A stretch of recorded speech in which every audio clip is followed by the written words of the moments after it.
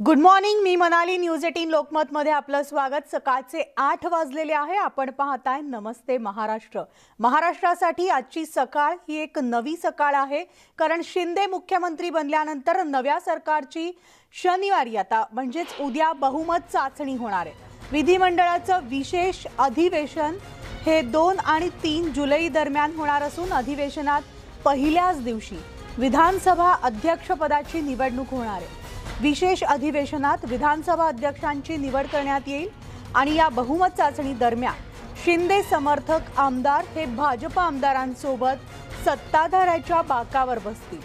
पण ठाकरे गटातील आमदार कुठे बसणार याची उत्कंठा कायम आहे आणि ठाकरे गटातील आमदार मविया एकसंध असल्याचं दाखवत काँग्रेस आणि राष्ट्रवादी आमदारांसोबत विरोधकांच्या बाकावर बसणार की त्यांना शिंदे गटातील आमदारांसह बसावं लागणार हे पाहावं लागेल.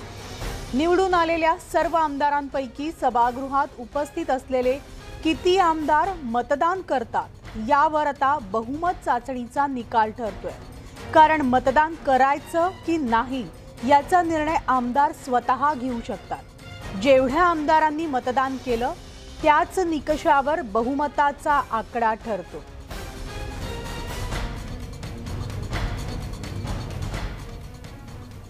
तर येत्या शनिवारी नव्या सरकारला बहुमत सिद्ध करण्याचे आदेश राज्यपालांनी दिलेत आणि येत्या शनिवारी म्हणजेच 2 जुलै रोजी विशेष अधिवेशन भरवण्याचा आदेशही देण्यात आलाय.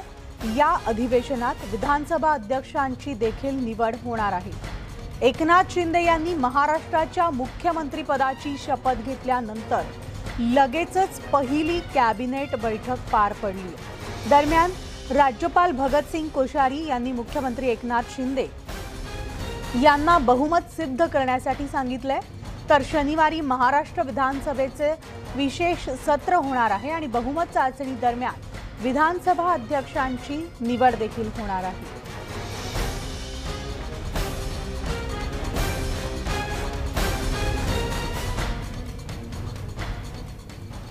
तर आता बातमी आहे राज्यातल्या पहिल्या कॅबिनेटची. मुख्यमंत्रीपदाची शपथ घेतल्यानंतर तातडीनं मुख्यमंत्री एकनाथ शिंदे आणि उपमुख्यमंत्री देवेंद्र फडणवीस यांनी मंत्रालय गाठलं आणि पहिली कॅबिनेट बैठक पार पडली.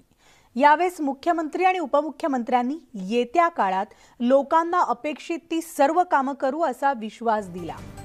एकनाथ शिंदे मुख्यमंत्री तर प्रलंबित प्रश्नांना पुढे नेणार, रखडलेल्या प्रकल्पांना वेग देऊ असंही म्हणाले.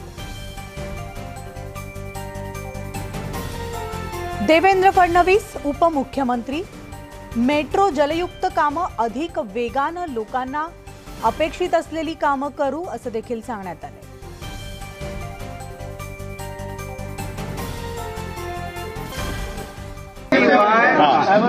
हमारे प्रकल्प है, जो प्रकल्प है जो उसका गति बढ़ाना है, उसको आगे बढ़ाना है और यही हमारा आज पहली बात जो पेंडिंग प्रोजेक्ट है जो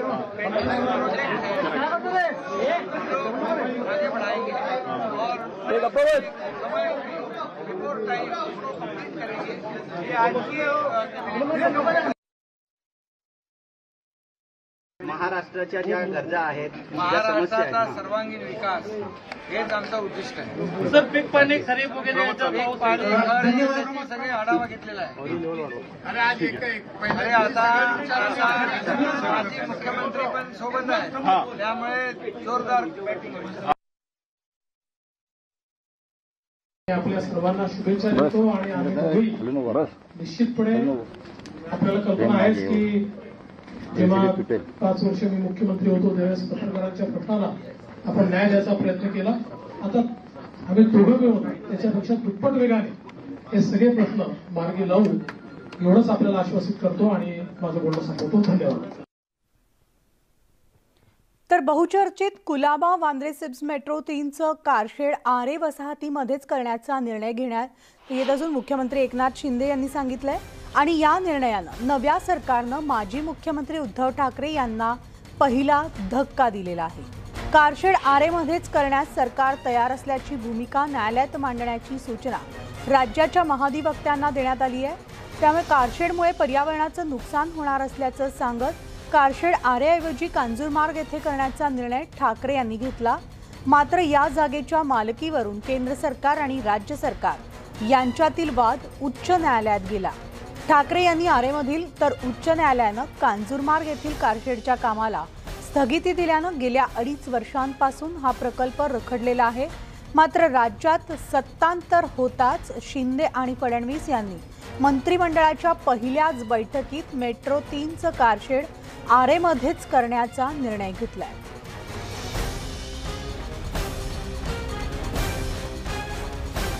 त्यामुळे पहिल्या वादाची ठिणगी पडलेली आहे ही मेट्रोच्या कारशेडवरून।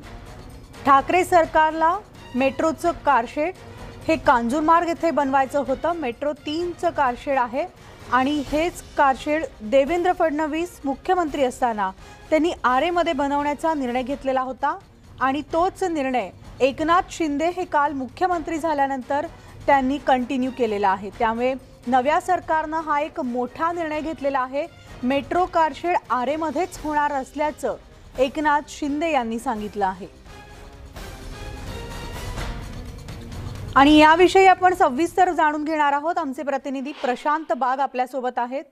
Good morning Prashant. महाराष्ट्रासाठी आजची सकाळ एक नवी सकाळ आहे।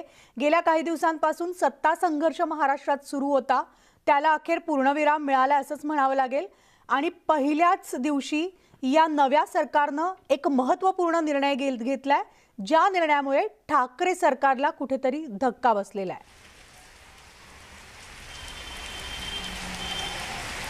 सुप्रभात मिळाली म्हणजे की खऱ्या अर्थानं जे तू आता शेवटचं तुझं वाक्य होतं की ठाकरे सरकारला धक्का, म्हणजे तसं जर का बघितलं तर कोणतंही सरकारचं सत्तांतर होतं त्यावेळेस गेल्या 6 महिन्यातल्या निर्णयांचा फेरविचार केला होतो, आढावा घेतला होतो। हा एक जनरल पडलेला प्रघात आहे। पण आपल्याला माहिती की गेल्या अखेरच्या 3 दिवसात ठाकरे सरकारच्या शेकडो म्हणजे जवळपास 700च्या वरती GR निघाले, पण त्या सगळ्या GRचं सर्टिफिकेशन जे आहे ते पुढच्या कॅबिनेटमध्ये केलं होतं आणि ते अर्थातच शिंदे सरकारची ती कॅबिनेट असेल।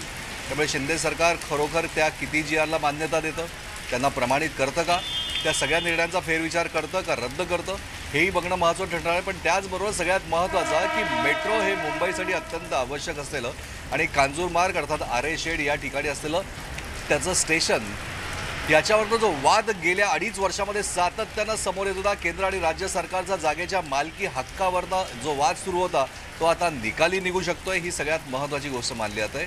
कांजूरमार्ग ही जागा आमची असं केंद्राने केलेला दावा, राज्य सरकारने कोर्टात दाखल केलेली याचिका, पण आता सरकारच जर का शिंदे सरकार आणखीन सरकारमध्येच देवेंद्र फडणवीस हे सुद्धा एकनाथ शिंदे यांच्यासोबत आहेत, तर मग आरेशेडमधून मेट्रोची जागा कोणी हटवू शकणार नाही अशा प्रकारचे स्पष्ट संकेत दिलात आहेत। 33 कोटी वृक्ष लागवडवरनं सुधीर मुनगंटीवार यांना घेरीज करण्याचा प्रयत्न या सरकारच्या माध्यमातून झाला होता।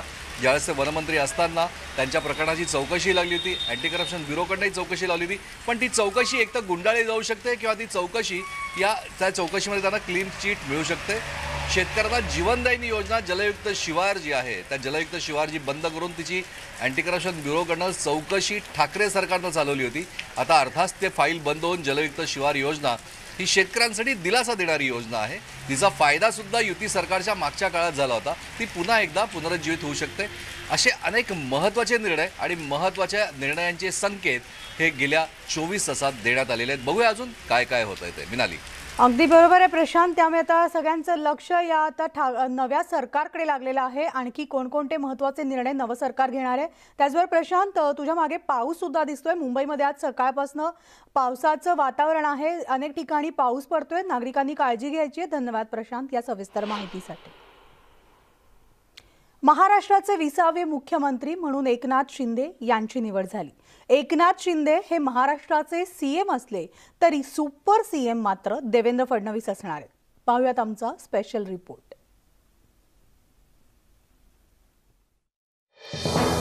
एकनाथ शिंदे महाराष्ट्राचे सीएम, देवेंद्र फडणवीस सरकारचे सूत्रधार, देवेंद्र फडणवीस सुपर सीएम।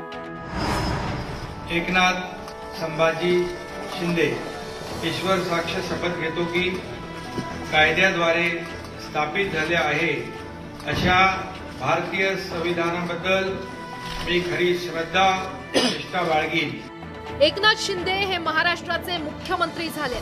शिवसेनेचे 2/3 आमदार फोडून एकनाथ शिंदे हे राज्याचे 20वे मुख्यमंत्री झालेत।